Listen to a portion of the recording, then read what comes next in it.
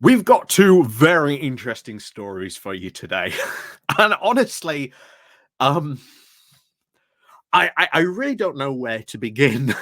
But let's, I think, start off probably with the fact that at the moment in time, really the Tories are just not having a good time at all. And to be honest, it's fantastic. And I'm all there for it because constantly, almost rolling scandal, story, accusation comes out, all this stuff constantly, constantly, constantly.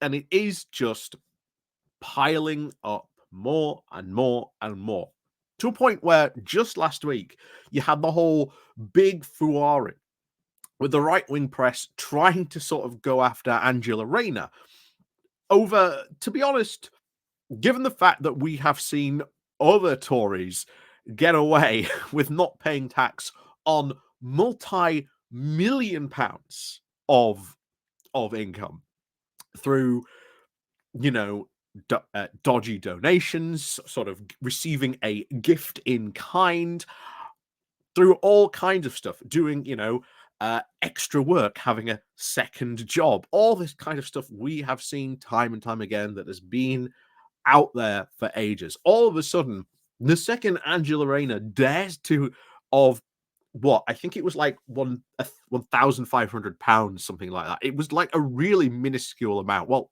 I say minuscule, but it's not that big amount when you compare to, as we've said, the multi-million pounds sometimes some of these Tory MPs have, shall we say, helped themselves to.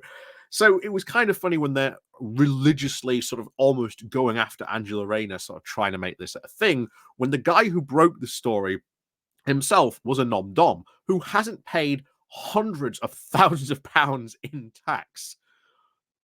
And like I say, tried as they might to make it some sort of story, it does not seem to have really gone that far.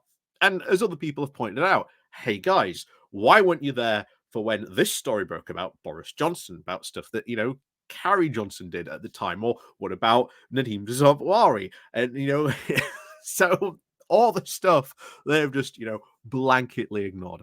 And now we've got two very interesting stories, and we'll see what comes of this. But like I say, this seems very sort of end of John Major's tenure, because just as the same thing happened to him, you got all these continuing scandals just wrapping up almost, and we're coming very close to an election, so it wouldn't surprise me if more stories were to come out. But as always, before we do go getting on into this, please do remember to click on the like, share, and subscribe button. And of course, down below, there are links to my Patreon page, the one notation link called Buy Me Coffee, where you can buy me coffee.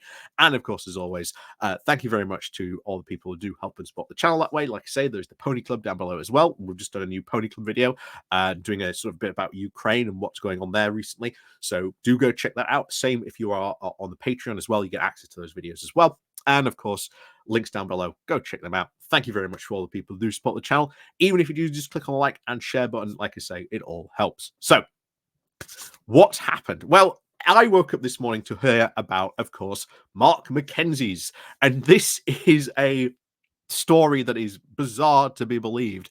But one thing that should be noted about this, one of the things that is being reported by a lot of these papers is that this has been known about. Like, they have known about these allegations and potentially what's been going on here for quite some time.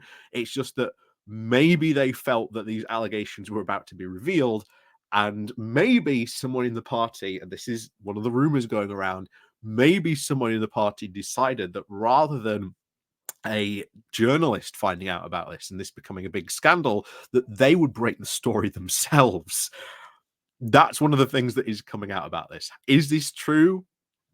Who knows? We'll find out, I suppose, in all due time when this all gets, investigated and so forth. But what's happened here? So there's really two things to this. First of all, Mark McKenzie, and we must say allegedly, because it's all allegedly at the moment.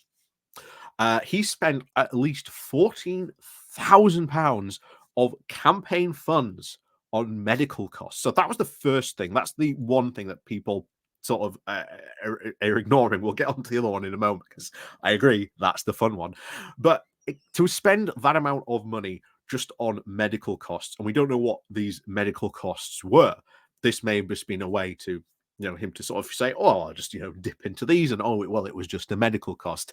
We don't know at the moment. All this stuff is sort of being investigated. As I always say, we'll find out in the fullness of time just exactly what went on here. But the interesting one that is being reported, and this is the one that is fun, is Mark McKenzie at reportedly about 3 a.m. phones up his local Tory party treasurer and says, okay, I need your help because I'm being held hostage by bad people and I need to get $5,000 to them as soon as possible. To which apparently this Tory treasurer did, and he paid it out of his own pocket and then was reimbursed from campaign funds. Again, allegedly. But now it must be stressed that, of course, Mark McKenzie denies this, but for a story like this to come forward, I think we're going to find out this is true, because obviously you've got the guy who was the treasurer. Now, I don't think he has come forward as of yet, but I wouldn't be surprising if he comes forward, at least if not today or if not later, or maybe he's already being investigated through all this. We don't know, but we'll see what happens in the fullness of time. But for the fact of this story to happen, to say he was being held by bad people or suspicious people, it's kind of weird. Not only that, if you were a Tory party treasurer, why not then immediately after doing this phone the police? Doing this kind of thing, especially to an MP, is quite a serious crime. So where was the police report after this? What went on here after this? So all this story has been incredibly murky, and it wouldn't surprise me to find out if more stuff has gone on here.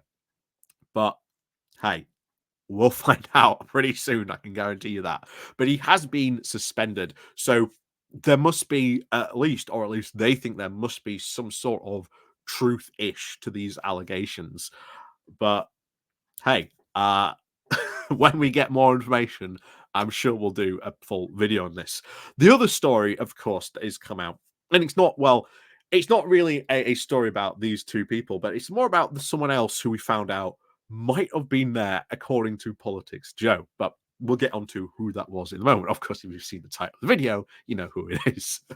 But we had recently, of course, the new National Conservative Conference. It's a conference that is funded very, very much by dark American money to sort of flood into sort of Europe to try and sort of influence sort of conservative politicians to push very sort of right-wing, crazy libertarian ideas. Now, of course, back in, quote, the day, Conservative MPs used to be banned from going to this conference. They weren't allowed to. And then, of course, Suella Braverman went and spoke. And it's still unknown today whether she actually got permission last year to do that. But here she is again this year in Brussels, obviously trying to speak. And, of course, Nigel Farage turns up as well, looking absolutely ecstatic that he has been cancelled by this. And oh boy, is he going to milk this, just like when he was milking the whole Coutts banking quote scandal, and again, scandal in the biggest of air quotes possible, because obviously, as we said before, the report found no, Coutts was entirely in its rights to do this. They did nothing wrong. Nigel Farage being wrong, shock horror. But while, of course, that in itself was entirely funny, and to see these two people being incredibly hypocritical about all this stuff, and they were saying what was going on here. Meanwhile, apparently, Miriam Cates, yes, the MP next door, the MP for Penistone and Stocksbridge, was apparently sneaking out the back of the conference because she was apparently there and she didn't want to be associated with this because, interestingly enough, in Penistone and Stocksbridge, there is actually a centre that is actually hosting Ukrainian refugees, who she herself has been there a couple of times and spoke how she's sort of in support of these things. Meanwhile, of course, you've got to remember you've got Viktor Orban also speaking at this conference, as well as another figure from the French far right, who according to what we at least know, weren't going to have a lot of very, very favorable things to say about Ukraine. So ultimately, this is kind of funny that she was sort of maybe caught sneaking out. Now, we haven't really seen any photo or video evidence of that, but oh, if that pops up, oh boy, that's going to be fascinating. Like I say, this is reported by Politics Joe that she was there.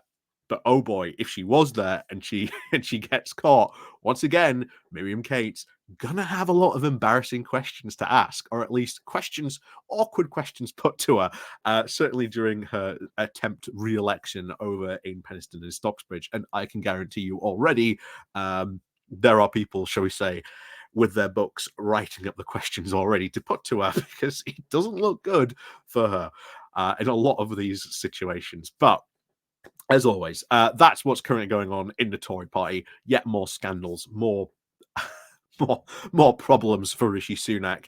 And of course, also we've got to remind you, just as last time, there used to be this sort of system where if you were going to speak at a conference, you had to sort of seek party approval. Well, once again, Rishi Sunak's entire authority in the party and being party leader being challenged, not only, of course, by Suella Braverman, but of course by Miriam Cates here as well.